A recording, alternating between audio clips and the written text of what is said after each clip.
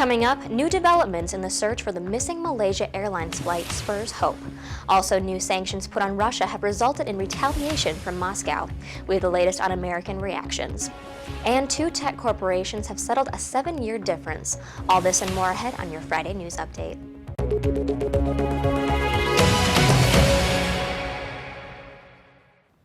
Thank you for tuning in. I'm Caiti Blase. We begin with our top story. New developments in the search for the missing Malaysia Airlines Flight 370 has spurred a sense of hope in all involved in the search.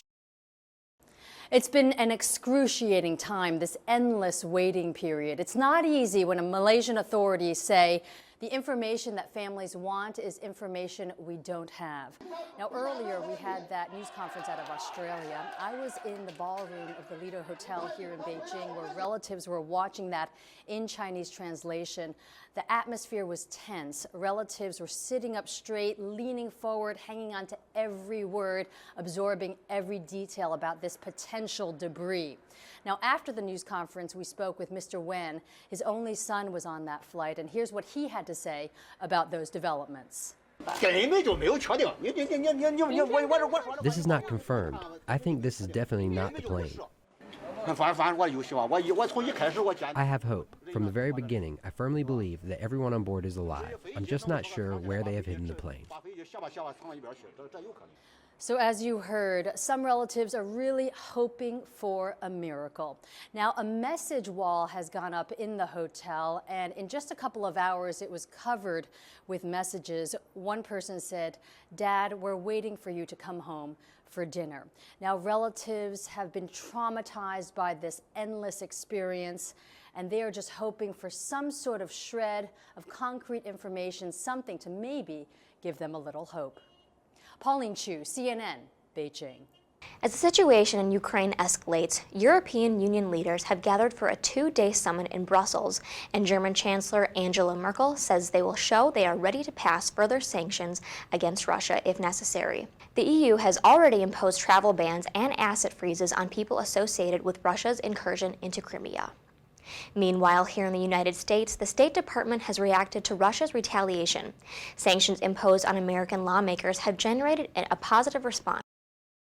We, of course, have seen the list of sanctions, as I'm sure all of you did, or individuals. A number of officials have released statements. I know I saw one from Senator Menendez. I think what we've seen pretty universally is pride to be on the list, to be standing up for what they and what we feel is right, which is preserving the territorial integrity of Ukraine. I am personally, of course, disappointed I won't be able to vacation with Ben Rhodes and Dan Pfeiffer in Russia, but perhaps we'll wait on that for future. The founder of the controversial Westboro Baptist Church has died at the age of 84.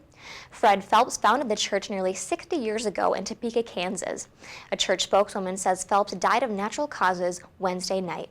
The church is known for picketing funerals and other gatherings in order to demonstrate their anti-gay sentiments. Google and Viacom have settled a 7-year copyright battle over YouTube. Viacom filed a $1 billion lawsuit in 2007 after discovering video clips of its TV programs had been uploaded to YouTube without permission. Google's lawyers argued it abided by provisions under the Digital Millennium Copyright Act and removed unauthorized videos when notified. Since the lawsuit was filed, YouTube has become the world's largest video sharing website. It is also a partner to major media companies, including Viacom.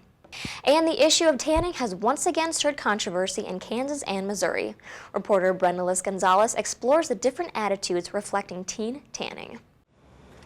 Getting in here to get under this could be as restricted as buying a pack of cigarettes. I think it should be the parents' choice until they're 18. When they're 18, they can do what they want. Krista Stillins tans, but if her 13-year-old asked to, And I'd probably tell him no. 2 bills in Missouri and Kansas could make that choice for her. In Missouri, anyone under 17 would need parents' permission to use a tanning bed. In Kansas, no way. That's a decision that I think, as a parent, we ought to be making. Howard Terry has a 16-year-old daughter. He also owns 2 tanning salons. No one under 16 can tan without parental consent, but that's his choice, not lawmakers. When do you go to the swimming pool or when do you go to the lake and tell your family, no, I'm sorry, you can't come or you've been here long enough? David Filicki is a dad and a dermatologist with a different opinion. And I do think it's a step in the right direction because hopefully a lot of parents will get more involved and get more educated about the risks involved. According to the American Academy of Dermatology, 28 million people use tanning beds each year. More than 2 million are teens. Stillen says her teen won't be one of them. They're going to get exposed to harmful rays their whole life. I don't think they necessarily need to get a jump start on that.